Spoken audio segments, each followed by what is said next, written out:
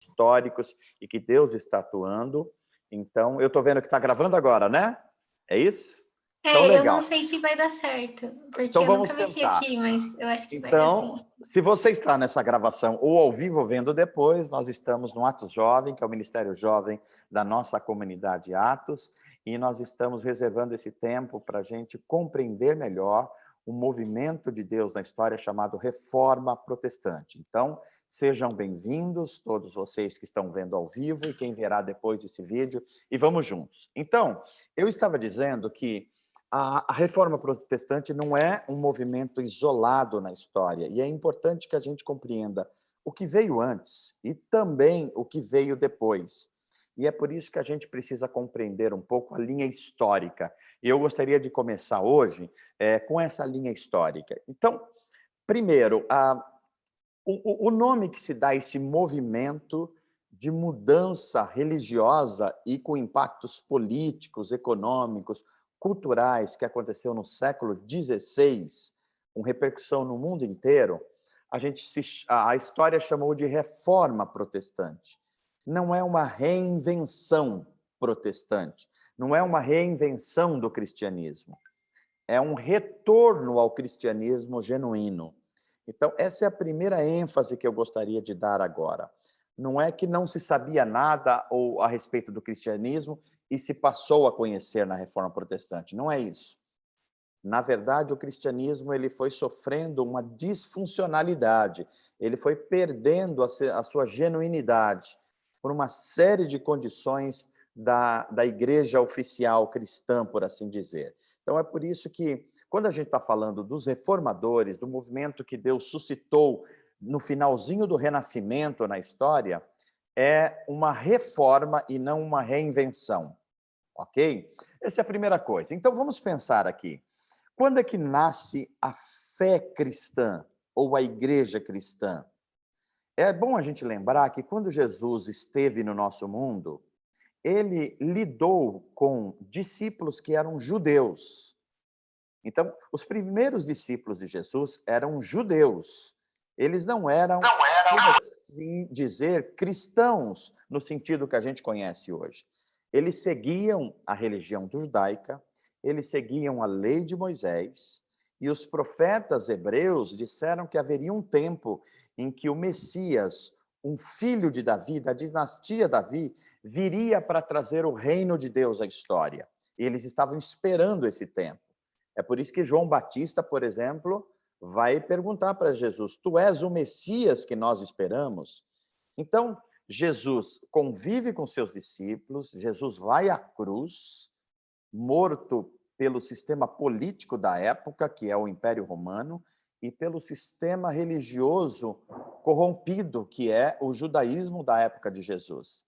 Então, ele vai à cruz, ele morre numa sexta-feira, ele ressuscita num domingo de manhã, e depois da ressurreição, Jesus ele fica 40 dias no nosso mundo. Ele aparece várias vezes com o corpo ressurreto aos discípulos. E depois de 40 dias, ele reúne os discípulos na Galileia e ele avisa que agora ele sairá da dimensão do nosso mundo e voltará para sua posição de reinado sobre o cosmos, que nós chamamos teologicamente de céus, essa dimensão onde Deus está, essa dimensão espiritual, de onde Deus governa o cosmos. Então, 40 dias depois da ressurreição, Jesus deixa fisicamente o nosso mundo e entra na dimensão céus. Mas ele faz uma promessa que os discípulos deviam ficar em Jerusalém para que o Espírito Santo fosse derramado sobre eles. E quando o Espírito Santo fosse derramado, eles receberiam um novo poder para testemunhar, um poder, inclusive, sobrenatural. Passados 10 dias que Jesus sobe aos céus, portanto, agora 50 dias após a ressurreição, na festa judaica chamada Pentecostes, acontece esse fenômeno. O Espírito Santo vem sobre eles, o Espírito de Jesus vem sobre eles e gera uma série de evidências de que uma nova era está começando. Que evidências? Eles falaram em outros idiomas, eles tiveram visões espirituais e eles foram empoderados, receberam uma ousadia que eles não tinham antes. A vinda do Espírito Santo provocou tudo isso. Então, é neste momento que nasce a igreja cristã. É nesse momento. Com o derramamento do Espírito Santo, nasce de fato a igreja cristã, a igreja fundada por Jesus e a igreja que agora é conduzida pelo Espírito de Jesus, o Espírito Santo. Então, é isso que nós chamamos a igreja primitiva, a igreja que nasce no dia de Pentecostes, com os apóstolos e mais algumas dezenas de pessoas. Tinha 120 pessoas reunidas num lugar, dentre eles os apóstolos. Assim nasce a igreja cristã. É aí que nós chamamos de igreja primitiva. Essa igreja tem as primeiras pregações cristãs de Pedro. Pedro, agora, ousadamente vai às praças públicas e começa a dizer, olha, Jesus Cristo morreu. Jesus Cristo foi morto, inclusive, por vocês, judeus. Mas agora ele está chamando todos ao arrependimento.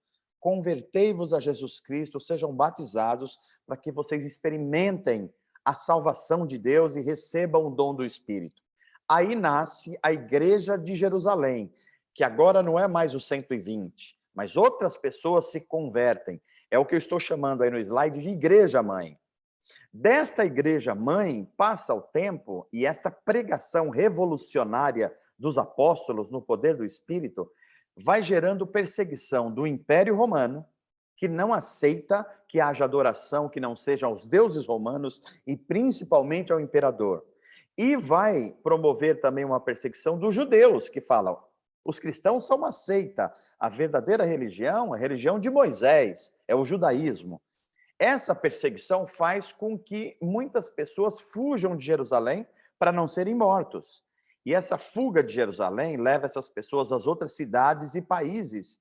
E eles começam a pregar as boas novas do evangelho em outras cidades. É isso que eu estou chamando aí das igrejas das viagens missionárias, as igrejas filhas da igreja mãe de Jerusalém. 60 anos depois desse episódio, João escreve as 7 cartas às 7 igrejas do Apocalipse, cuja mensagem série eu preguei agora na nossa comunidade, concluiu domingo passado. Então, o Espírito de Deus dá a João uma visão que ela é primariamente endereçada às 7 igrejas da Ásia, mas ela é uma representação para a igreja em todos os tempos, em todos os momentos, em todos os lugares. Então, agora a igreja já tem uma dimensão mais estendida, é a igreja do Apocalipse. E aí a gente segue que o último apóstolo de Jesus, que conviveu com Jesus, foi João, o último que morreu. E ele morreu na década de 90 do primeiro século, gente. Então, Paulo morre mais ou menos na década de 60, assassinado por Roma. Pedro também morre mais ou menos na década de 60, morto por Nero, o imperador. E João vive mais um pouco. João vive até os anos 90 do primeiro século. Ele é o último apóstolo vivo.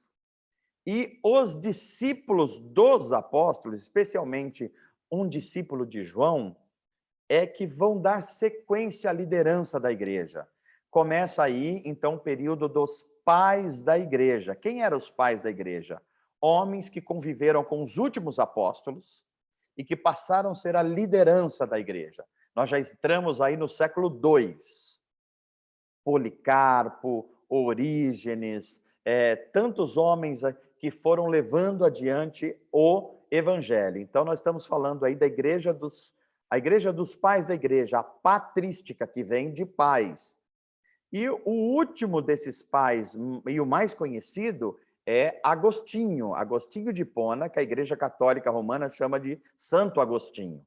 Então, veja como vem a igreja fundada por Jesus, no poder do Espírito Santo, com os apóstolos até mais ou menos a década de 90 do primeiro século, continuada pelos discípulos dos apóstolos, que nós chamamos pais da igreja, ou patrística, até mais ou menos o século V, com Agostinho, e depois disso? Depois se forma aquilo que foi chamado Igreja Católica. Católica quer dizer universal. A igreja agora não só está em Jerusalém, não está só no Oriente Médio, é uma igreja para o mundo inteiro. Católica quer dizer universal. Nós, cristãos, não devemos ter nenhum problema com a palavra católica e nem apostólica. O nosso problema e a grande diferenciação teológica e doutrinária é com o nome romano.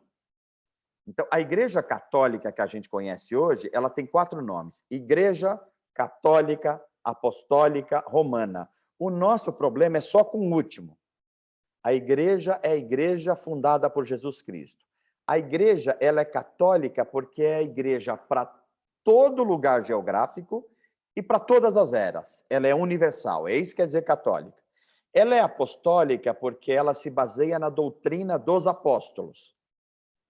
Agora, a Igreja Católica Apostólica é romana porque ela segue os imperativos de Roma, do mundo romano, do Império Romano, da cultura romana, da fé romana propriamente dito, que envolve adoração a santos, a mariologia, adoração a Maria, culto aos mortos, uma série de doutrinas que foram se fixando. Então, nós protestantes, o nosso problema é só com a questão romana, tá ok? Então, no século V, a igreja, ela agora não é mais uma inimiga oficial do Império Romano, até a liderança do Império Romano se converte, pelo menos culturalmente, ao cristianismo. Então, é a igreja católica, apostólica e que passa a ser romana, porque agora o Império Romano, igreja e Estado estão atuando juntos. Então, isso se passa século VI, século VII, século VIII, vão entrando as doutrinas católicas de adoração a Maria, de culto aos mortos, de purgatório, tudo isso está entrando na igreja. E chega então o século XI, os anos 1000 e alguma coisa. Aí entra também a doutrina papal. O Papa passa a ser o chefe da igreja, um homem. E este homem é considerado infalível. E aí começam os problemas na igreja cristã, porque os apóstolos nunca pregaram isso. E aí, a igreja que estava no Oriente, por exemplo, na Turquia, na Grécia, na Rússia, a igreja daquele lado do mundo não aceita o Papa como líder máximo da igreja. A igreja do Oriente não aceita. Então, a primeira divisão no cristianismo, que é a igreja do Ocidente, a igreja romana, e a igreja do Oriente, que passou a conduzido por um título eclesiástico chamado os patriarcas, os líderes da igreja. Mas eles não aceitaram a liderança de um único homem, que era o Papa. Então, no século XI, acontece esse importante evento histórico. Ok? Então, agora segue uma igreja liderada pelos patriarcas, por assim dizer, no Oriente, e uma igreja romana liderada pelo Papa. Os anos vão passando. Século XII, século XIII acontece algo importante. O que é? A igreja da escolástica. A igreja começou, então, a formar os seus teólogos mais cerebrais. E o principal nome aqui é um homem chamado Tomás de Aquino, que é um dos nomes mais importantes da filosofia e da teologia. Tomás de Aquino é o principal representante da escolástica. O que é escolástica, gente? É um movimento que cresce dentro da Igreja Católica, em que diz que a fé ela precisa estar alinhada com a razão. Então, a fé cristã é uma fé que ela precisa ser explicada também por métodos racionais. Então, a igreja, claro que isso é uma coisa boa em princípio, mas vão passando os anos e a igreja vai se tornando só uma igreja do estudo, não mais da experiência. A igreja vai se tornando quase que uma universidade cristã. Inclusive, vão nascendo as universidades nessa época. As principais universidades da Europa nascem nessa época. Tem o lado bom e o lado meio problemático disso, que a gente pode voltar a estudar num outro momento. Passa-se o século XIII, século XIV, século XV, começa um movimento no mundo chamado Renascimento. renascimento. Está terminando a Idade Média. A Idade Média tem uma característica: os reis mandam no mundo. Os reis.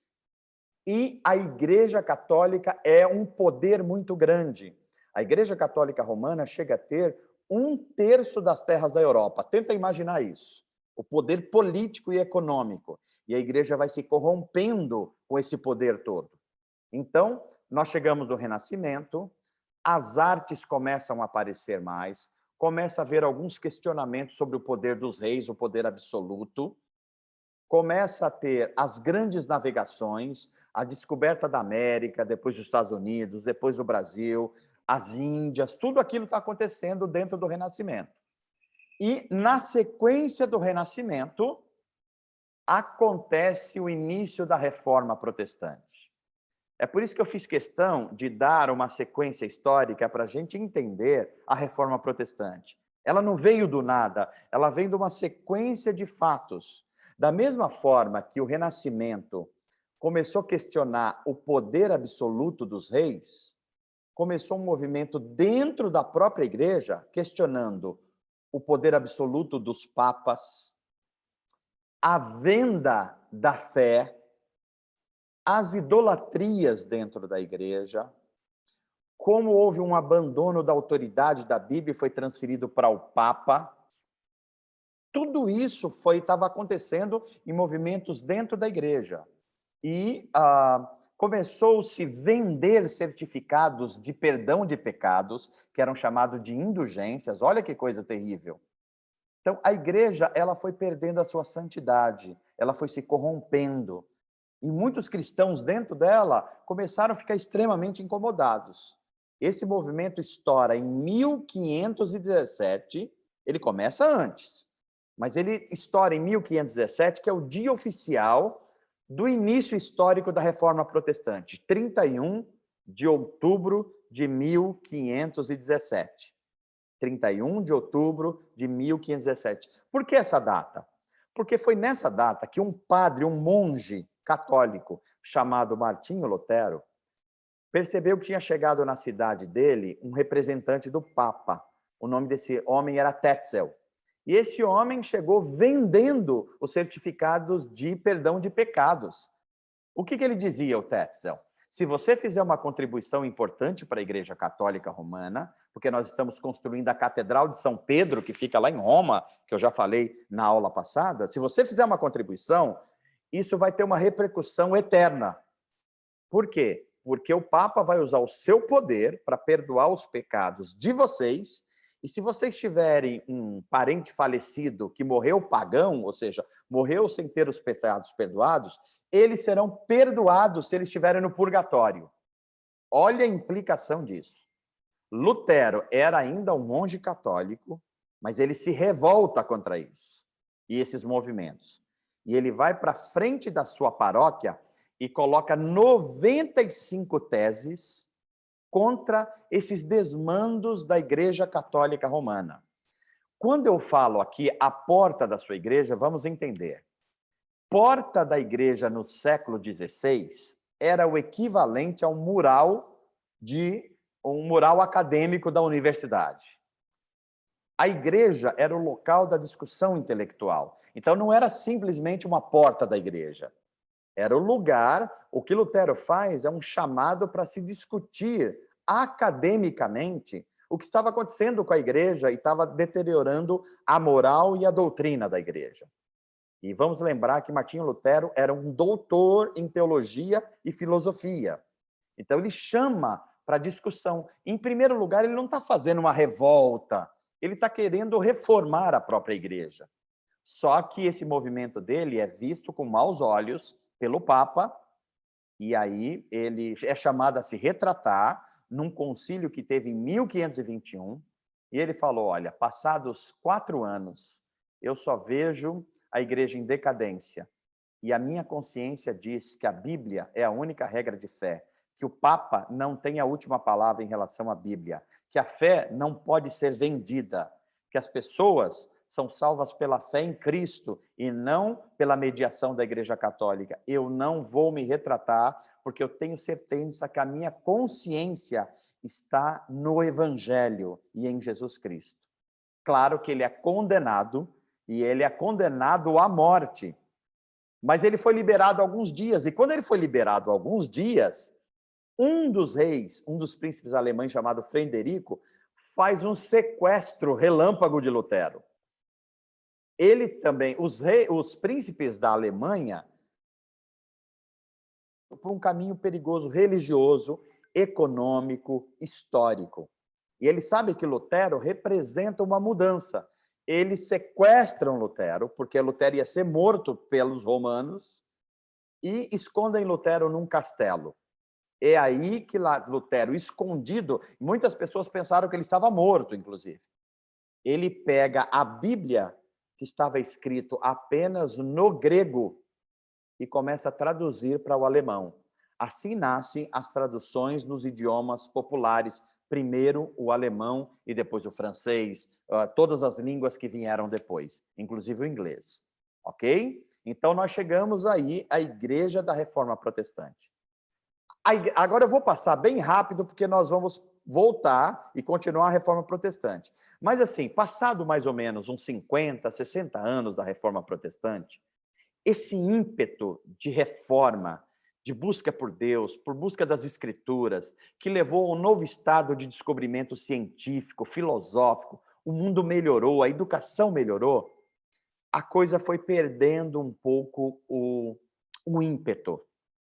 E aí surge um movimento dentro da Reforma Protestante chamado a Igreja Puritana, os puritanos, que advogavam que a Reforma Protestante tinha um lema: a Igreja Reformada sempre se reformando.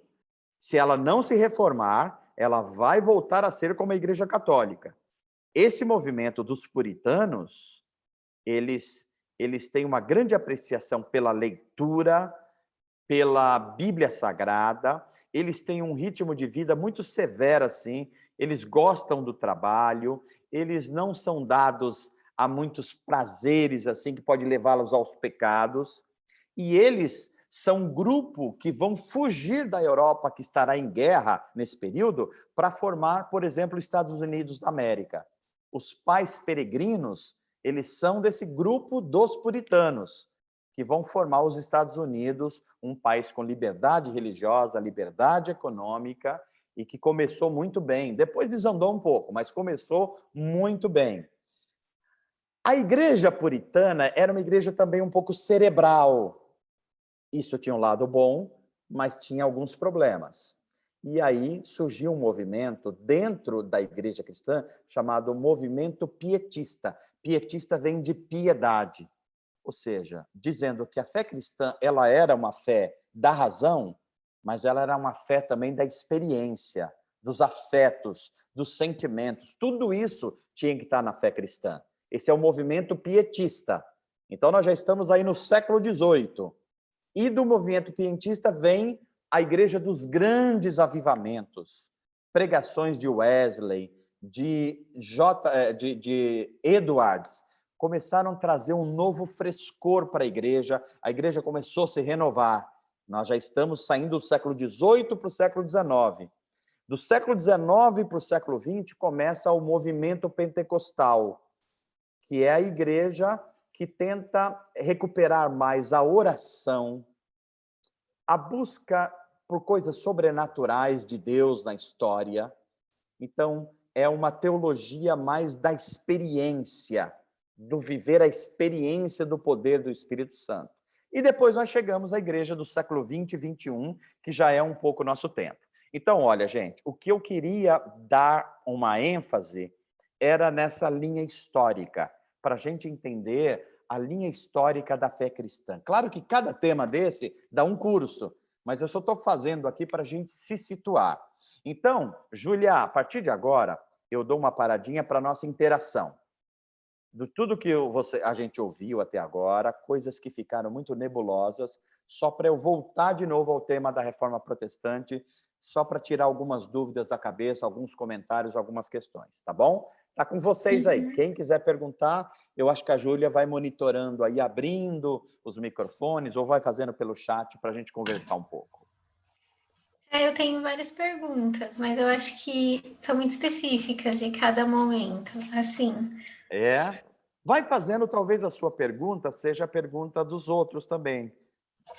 É só uma pergunta, eu deixo gravando ainda ou eu pauso? Pode deixar gravando, que faz parte da Tá. nossa aula, sim.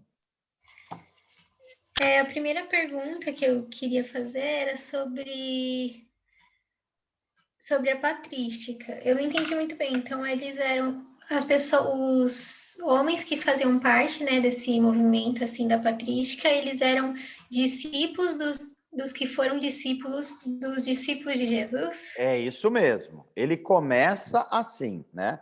Vamos só situar historicamente. Jesus é morto no ano 33 aproximadamente.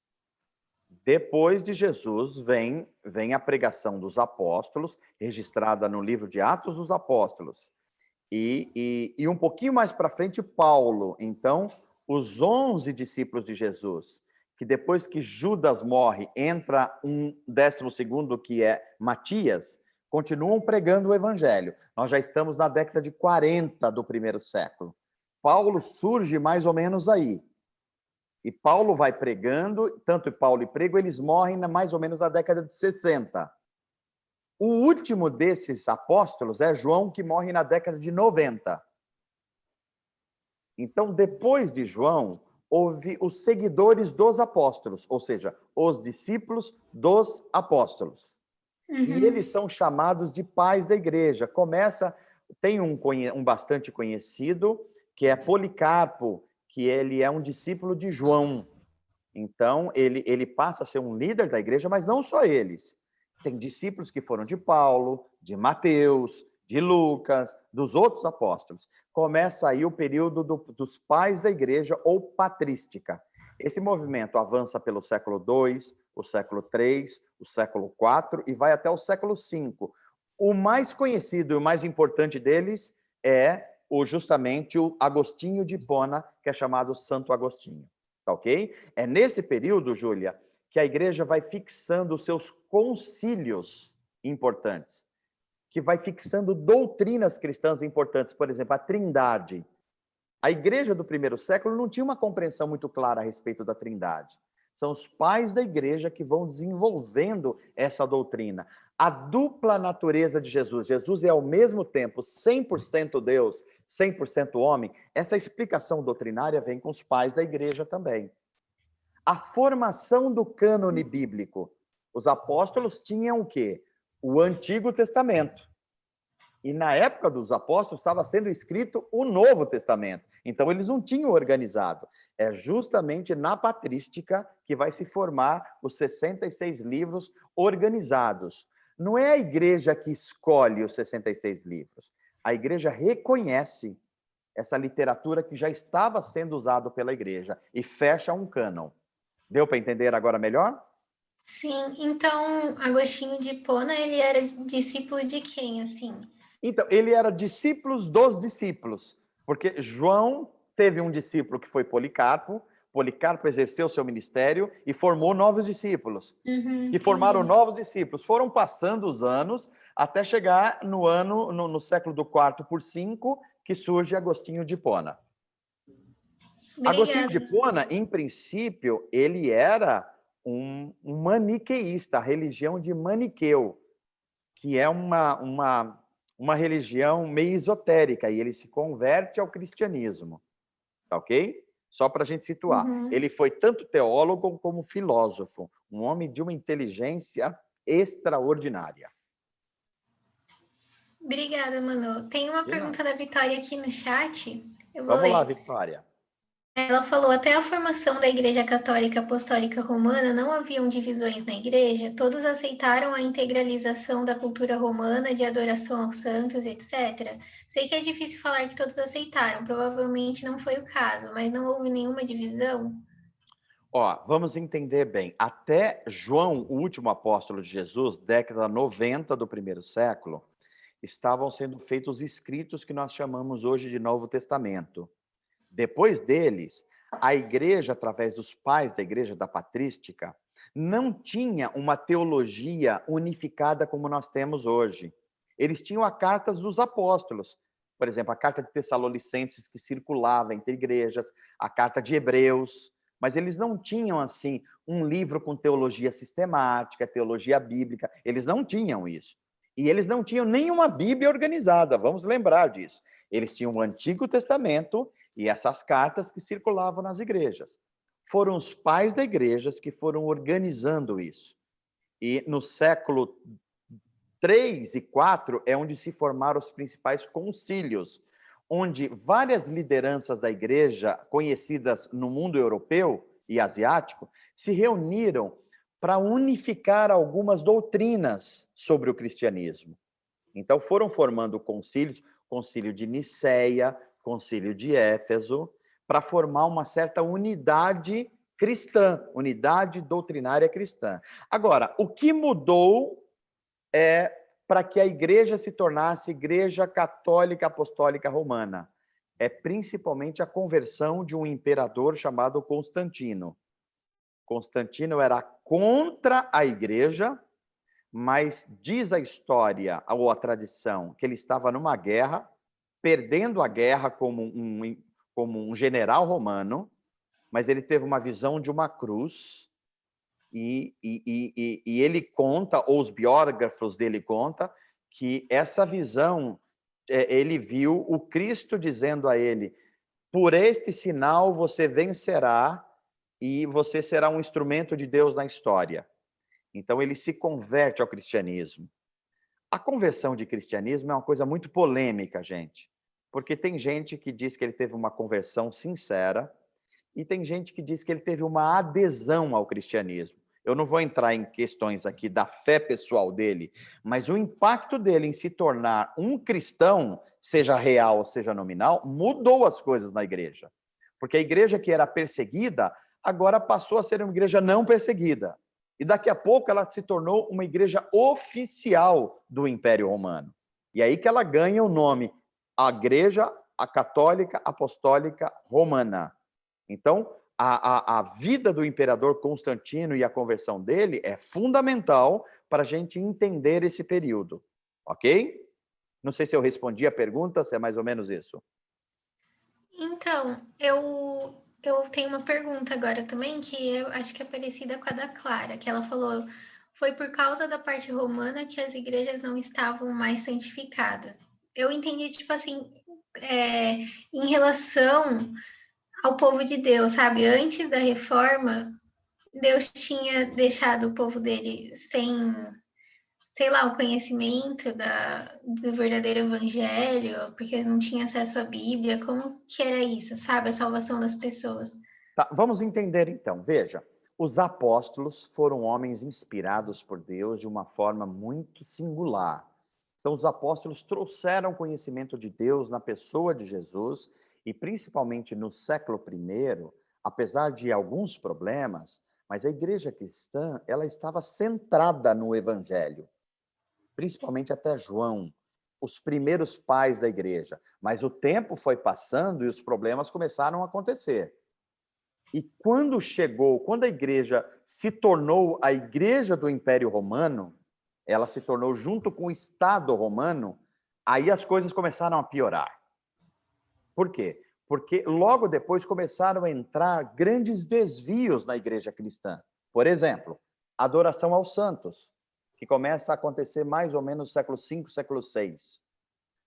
A idolatria a Maria, que é chamado de mariolatria, século VII aproximadamente. A doutrina sobre oração pelos mortos e doutrina do purgatório, mais ou menos do século VIII. Ou seja, todas essas coisas que a gente conhece como catolicismo romano vai entrando e a igreja vai perdendo o seu centro. A doutrina papal, o Papa passa a ser o representante infalível de Deus no mundo. Entra mais ou menos aí no século VII para o século VIII. Ou seja, a igreja vai perdendo a sua essência e a sua santidade. Aonde estoura isso pela primeira vez? No século XI, como eu expliquei, que houve uma divisão da igreja do Ocidente, romana, e a igreja do Oriente, que foi chamada de ortodoxa, igreja ortodoxa. Mas a igreja não foi melhorando, ela foi no século XI, XII, foram aparecendo assim, a igreja começou a comprar muitas terras, se tornar dona de poder econômico. A igreja se uniu aos reis da época, e havia uma mistura em quem era rei, quem era sacerdote. A igreja foi se corrompendo. Isso chegou no Renascimento e na Reforma Protestante. Tudo isso desembocou na Reforma Protestante. E o que é a Reforma Protestante? É uma busca para voltar a ser o cristianismo do primeiro século, principalmente o cristianismo dos apóstolos e dos pais da igreja. Ok? Sim. O Pedro falou aqui no chat que ele não entendeu porque a igreja pensou que precisava de um papa. Pois é. Isso aí, Pedro, é uma questão muito importante, porque o que acontece? A igreja, à medida que foi desviando das escrituras, tendo Cristo como centro e a palavra de Deus como centro da regra de prática e fé, ela foi se tornando uma igreja mais política, uma igreja que estava mais junto do rei, uma igreja que estava mais junto das pessoas mais poderosas da sociedade. E o que aconteceu? A igreja começa a ser não apenas uma orientadora da espiritualidade das pessoas, mas a igreja começa a interferir em escolher lideranças políticas, inclusive influenciando sobre os reis. Então, a igreja passou a imitar a sociedade pagã. Logo, se ela está imitando a sociedade pagã, ela tem que lidar com o poder político, poder espiritual ou poder religioso, poder econômico. E para isso ela precisa de um chefe de Estado. Quem é o chefe de Estado da Igreja Católica? O Papa. É assim que nasce o papado na Igreja Católica. Mais uma pergunta da Vitória. Ela perguntou como é a visão cristã evangélica em relação à canonização. Pois é, a igreja cristã evangélica, a igreja que nasce com a reforma protestante e depois é chamada de evangélico, que é o evangelicalismo, que eu vou explicar depois, esse movimento. De jeito nenhum, ela compreende a canonização dos santos. Por quê? Porque o que a Igreja Católica entende como canonização é a vida exemplar de alguns cristãos que, depois de reconhecido que eles fizeram alguns milagres ou através deles, e eles tiveram uma vida piedosa, eles são colocados no nível espiritual mais elevado. E eles são chamados de santos no sentido de que eles passam a ser, olha a palavra, intercessores diante de Deus, ou mediadores. E aí que está o problema da canonização. Porque a Bíblia Sagrada vai ensinar que depois que Jesus Cristo veio e o seu Espírito foi derramado, o véu do templo se rasgou e todo cristão genuíno tem acesso a um relacionamento a Deus através do Espírito Santo. Nós não precisamos mais de mediadores. O nosso mediador por excelência foi Jesus Cristo. Só que a Igreja Católica criou a figura dos santos como mediadores ou intercessores. É por isso que um católico hoje, ele reza a quem, gente? Ele reza a Maria. E ele chama Maria de quê? De intercessora. Ou seja, Maria é considerada uma mediadora entre as pessoas e Deus. Insustentável pelas Escrituras isso. Isso é uma criação católica, que tem a ver com uma série de questões históricas e teológicas, mas tem principalmente a ver de forma de sustentar o poder religioso, que a gente pode discutir um pouquinho mais para frente, mas basicamente é isso. Clara perguntou assim: a igreja só se tornou Igreja Católica Apostólica Romana para ficar cada vez mais perto do rei e parar de serem perseguidos? Em parte. Essa é uma informação importante, teve outros motivos também. Mas, assim, não foi bem a igreja que estava procurando isso, foi as circunstâncias históricas. Veja, mais ou menos no século IV, a igreja ainda estava sendo muito perseguida, os imperadores romanos, ora proibiam o culto cristão, ora perseguiam com morte, ora liberavam um pouquinho essa perseguição. Depois eles passaram a autorizar o culto cristão, mas assim, sendo contra. Mas com a conversão de Constantino, o que acontece? Constantino se torna um imperador cristão. Ele, inclusive, vai ajudar a organizar o último desses grandes concílios. Ele se tornando, ele passa agora não só tolerar a fé cristã, mas ele passa a ser um adepto da fé cristã. E como imperador, ele passa a tornar oficial a igreja cristã. E esse é o começo de muitos problemas, porque a fé cristã vai se misturar com a filosofia, o direito e a cultura romana cheia de pecados que a Bíblia condena. Isso começa a se misturar com a fé cristã. É aí que começa um movimento de corrupção da genuína fé cristã. Ok? Ok. Eu tenho uma outra perguntinha, Manu, é sobre a igreja puritana. Você falou que eles meio que começaram a ir muito para a parte racional do estudo e tudo mais, mas aí eles viviam a parte, assim, do restante da igreja, da época, eles meio que se afastaram do modo como estava sendo antes. Legal. Boa pergunta, Júlia. Vamos lá. Nós estudamos que a reforma protestante, na verdade, deveria se chamar as reformas protestantes. Que há pelo menos 4 vertentes importantes. Então, a reforma em Lutero, a reforma luterana, a reforma em Calvino, a reforma calvinista, a reforma anabatista e a reforma anglicana. Então, veja, a reforma com Lutero acontece na Alemanha, principalmente. A reforma com Calvino acontece na França, mas principalmente na Suíça. E depois ela caminha para a Holanda. Suíça e Holanda é bastante importante para o calvinismo inicialmente. A reforma anglicana acontece na Inglaterra. E a reforma anabatista, ela acontece principalmente na Inglaterra, mas não é muito localizada na Inglaterra, ela é mais generalizada, mais difusa. Então, vamos entender. Dessas 4 reformas, principalmente a reforma calvinista, que ela migra da Suíça e da Holanda para a Inglaterra, acontece, então, a reforma anglicana, que tem algumas diferenças, o anglicanismo do calvinismo. O anglicanismo, ele tem o rei e o que é chefe de Estado, o Henrique VIII, que passa a ser também o representante principal da igreja. Então, a igreja anglicana, ela ficou entre ser uma igreja católica e uma igreja protestante. Ela misturou as duas coisas.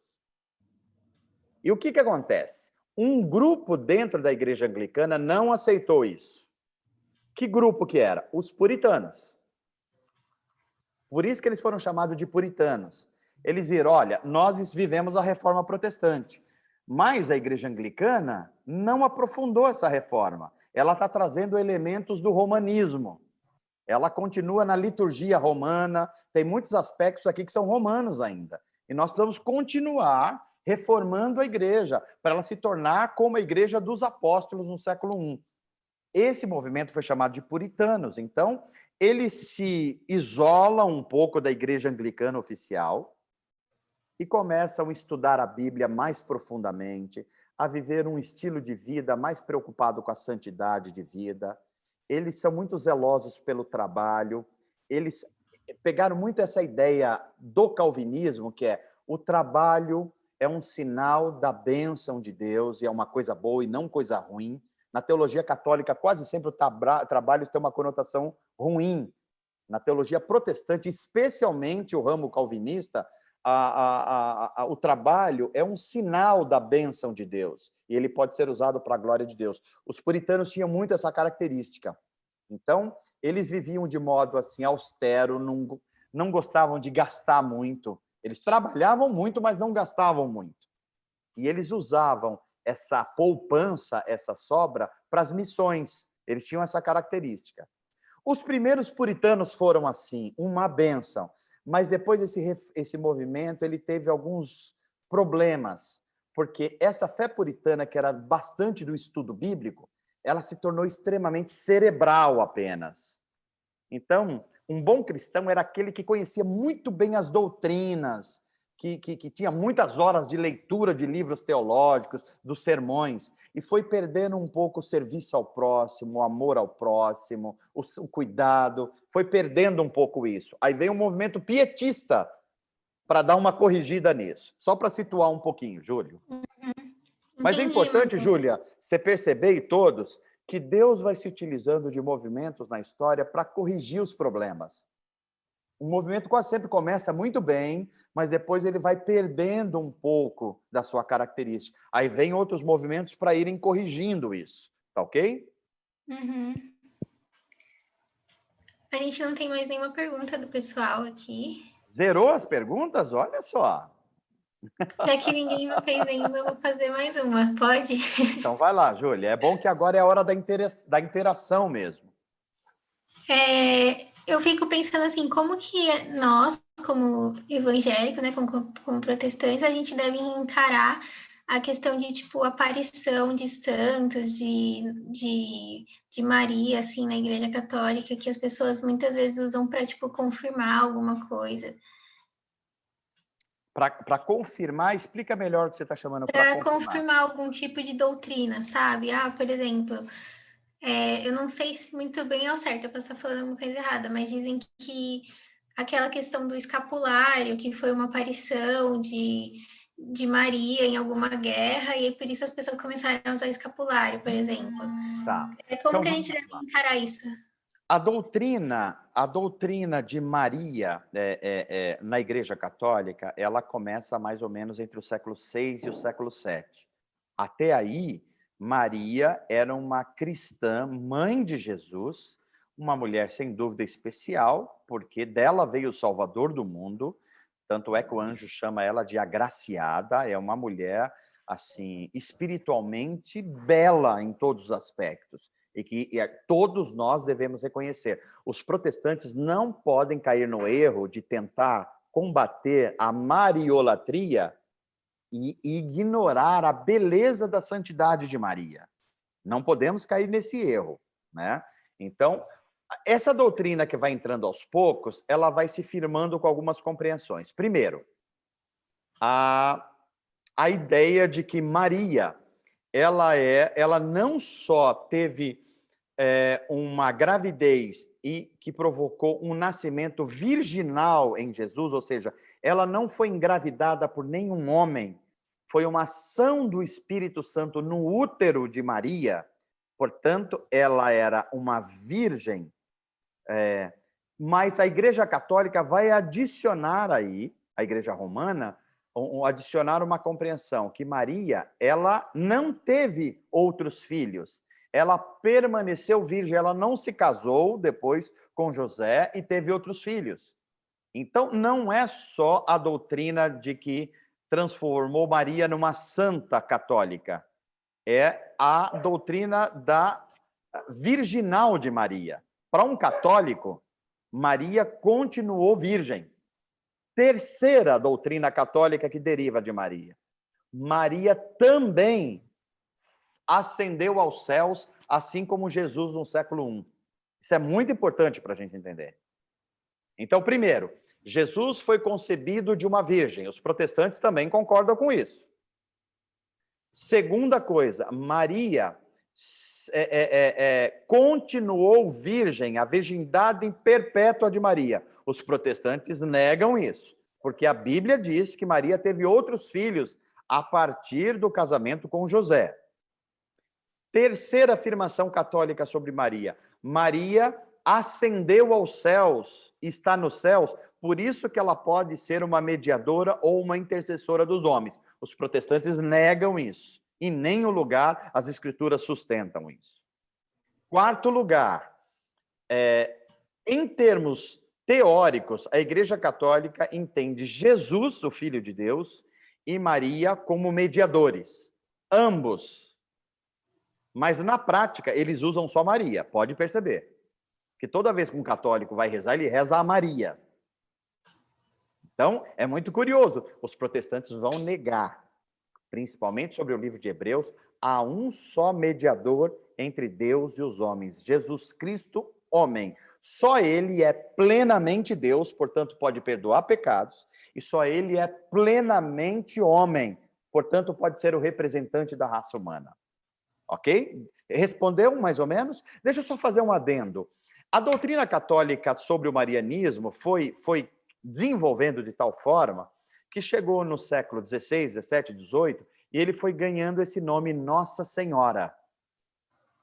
Toda vez que você ouve uma expressão de Nossa Senhora no mundo, se refere a Maria. Por exemplo, no Brasil, quem é a padroeira do Brasil? Nossa Senhora o quê? Vamos ver se a gente... Aparecida. Nossa Senhora Aparecida. Por que esse nome?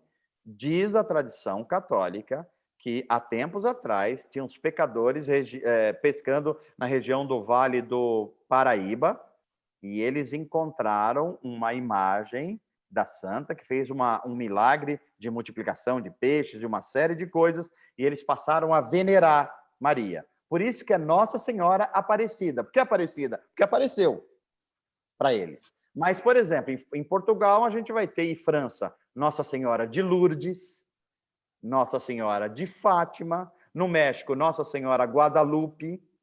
E assim esses nomes Nossa Senhora vão aparecendo em cada cultura católica de cada país, sempre se referindo a Maria e ganhando um nome regional do lugar. E aí, assim, seriam, tipo, eles falam que foram aparições, né? Sim. Que eles realmente viram e tudo mais. Eu acho que as pessoas confirmam, tipo, a igreja confirma que foi uma aparição. E, não sei, eu tenho um pouco de medo dessas coisas, sabe? Perdão. Tipo, E é problemática, Júlia, de porque... que o pessoal fala que aparece, mas... Olha só, veja só de onde vem essa compreensão católica. Como é que a doutrina dos santos veneráveis foi entrando na igreja? Homens e mulheres de uma vida íntegra, de uma busca por espiritualidade, e que alguns são atribuídos milagres, eles vão entrando então na vida da igreja. Mas a igreja tinha um interesse político também nessa questão, ou seja, ela precisava afirmar a sua autoridade, porque tem uma outra doutrina católica que é: as pessoas só podem ser salvas pela mediação da igreja. Uma frase muito comum no catolicismo é: fora da igreja não há salvação. Para nós protestantes, isso é um absurdo. É fora de Cristo não há salvação. Mas para um católico romano é fora da igreja. Portanto, à igreja é conferida uma autoridade. Para a autoridade ser firme sobre as pessoas, a igreja achou muito conveniente a doutrina dos santos. Por quê? Os santos se tornaram intercessores das pessoas, eles são autoridades. E os santos são consagrados por quem? Pela igreja. Então é uma cadeia de poder que vão acontecendo. Então há um interesse do poder religioso e político nessas informações todas. Então essas visões, aparições, elas interessaram a Cúria Romana para fixar essa ideia de autoridade da igreja. Qual é o grande problema? Ela não é sustentada pelas escrituras. Quando você compara isso com qualquer coisa nas escrituras, não é sustentável isso. Ok?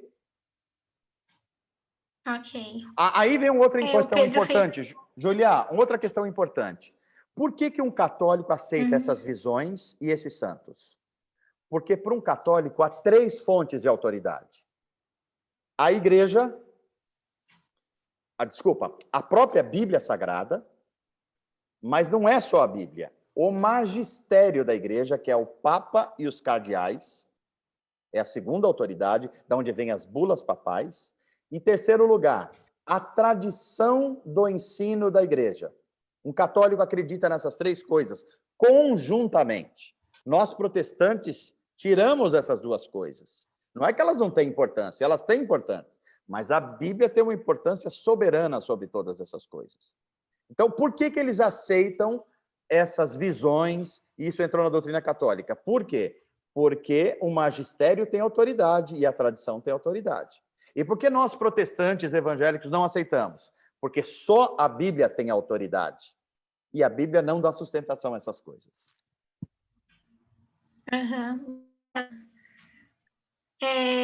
O Pedro tem uma pergunta. Ele falou: Vamos lá, o purgatório vem dos católicos também? Também. É uma doutrina católica, essa que surgiu ao longo do século 7, 8, aproximadamente.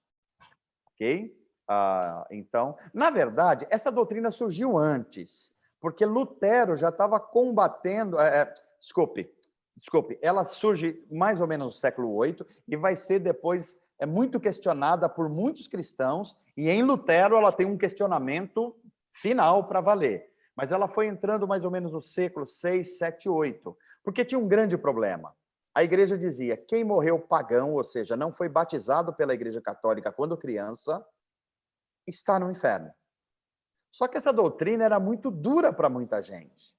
E como a igreja católica foi conquistando espaço e povos através do seu grande poderio, as pessoas que chegavam no catolicismo falavam, mas tudo bem, eu estou na igreja católica, mas o meu tio morreu pagão, a minha mãe morreu pagão, e nós estamos desesperados com isso. E isso foi impactando o catolicismo. Então, começou a surgir uma teologia no catolicismo, que é, se uma pessoa vivesse corretamente, fizesse piedade, desse boas ofertas e fizesse muitas orações, a fidelidade dela impactaria uma pessoa que já partiu. Mas a pergunta é, onde está essa pessoa que já partiu? Aí surgiu uma doutrina católica romana importante, que é a doutrina dos pecados capitais e dos pecados venais. O que é um pecado capital? É um pecado que não tem jeito. Quem pecou não passa pelo purgatório, vai direto para o inferno. Mas, se a pessoa pecou os pecados venais, que são pecados mais leves, ela não vai direto para o inferno. Embora ela não foi para o céu, ela não vai direto para o inferno. Ela fica numa região intermediária chamada purgatório, para purgar os pecados. Então, ela purga os pecados e tem chance de ascender aos céus. É aí que surgiu a doutrina do purgatório, diante dessas necessidades, por assim dizer. Acho que agora as perguntas zeraram. Também já é 9h10, então acho que a gente já passou um pouquinho do horário. É verdade. Então, gente, nós estamos concluindo. Olha, eu fiz questão de dar esse arcabouço histórico e de história da igreja e teologia histórica para a gente entender o que é a reforma protestante. Senão ela fica no vácuo e a gente não compreende como que isso surgiu. Agora, pelo menos, a gente tem um painel aí histórico e que a gente consegue situar a reforma protestante para a gente aprofundar no próximo encontro. Eu tinha previsto 3 encontros, mas se a gente entender que é importante um pouquinho mais, a gente pode negociar isso, porque ainda tem muitas coisas para serem aprofundadas, tá bom? Mas a gente para por aqui hoje. Deus abençoe todos vocês. Júlia, Pedrinho Miguel, a Letícia, a Maria Clara, a Vitória, eu não sei se o Vitor está junto. Quem está mais aqui? O Dani chegou também por aqui. Eu acho que são essas pessoas que estão aqui hoje, pelo menos é quem eu estou vendo. Que Deus abençoe a noite de sábado de vocês. Se tiver alguma questão que vocês queiram esclarecer depois, pode colocar no grupo aí do Atos Jovem, que a gente vai esclarecendo, e a gente se encontra no próximo sábado, no mesmo horário, das 8 às 9, 9h10, 9h15 no máximo, e a gente vai negociando aí os temas que a gente vai aprendendo junto, e seria muito importante que a gente fosse trazendo outros jovens, fazer um trabalho agora de trazer a juventude para compreender a Bíblia Sagrada e enxergar o mundo a partir de uma visão cristã de mundo. Tá bom?